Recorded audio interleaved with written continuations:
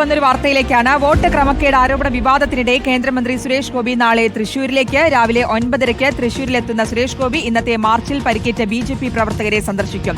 അർജുൻ മട്ടന്നൂരിന്റെ വിവരങ്ങൾ നൽകാൻ. അർജുൻ, ഈ വിവാദത്തിൽ എന്തായാലും കേന്ദ്രമന്ത്രി സുരേഷ് ഗോപി ഇതുവരെ പ്രതികരിച്ചിട്ടില്ല. നാളെ തൃശൂരിലേക്ക് എത്തുമെന്നാണോ അറിയാൻ കഴിയുന്നത്?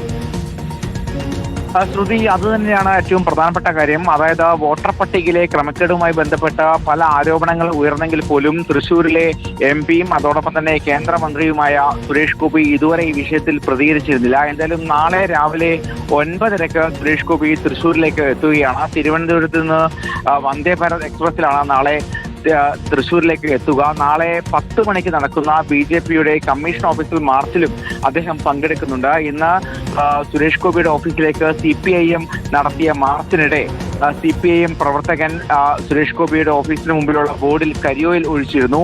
ഇതുമായി ബന്ധപ്പെട്ട രാത്രി നടത്തിയ മാർച്ചിൽ വലിയ സംഘർഷ സാഹചര്യവും ഉണ്ടായിരുന്നു. ഈ ഒരു പശ്ചാത്തലത്തിൽ കൂടിയാണ് സുരേഷ് ഗോപി നാളെ തൃശൂരിലേക്ക് എത്തുന്നത്.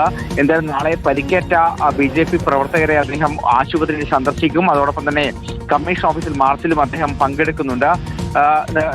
നിലവിൽ ഇതുമായി ബന്ധപ്പെട്ട പല പരാതികളും ആരോപണങ്ങളും ഉയർന്നെങ്കിൽ പോലും സുരേഷ് ഗോപി ഇതുവരെ ഈ ആരോപണങ്ങളുമായി ബന്ധപ്പെട്ട് പ്രതികരിച്ചിരുന്നില്ല. അതിനിടയിലാണ് ഇപ്പോൾ സുരേഷ് ഗോപി സ്വന്തം മണ്ഡലത്തിലേക്ക് നാളെ എത്താൻ പോകുന്നത്.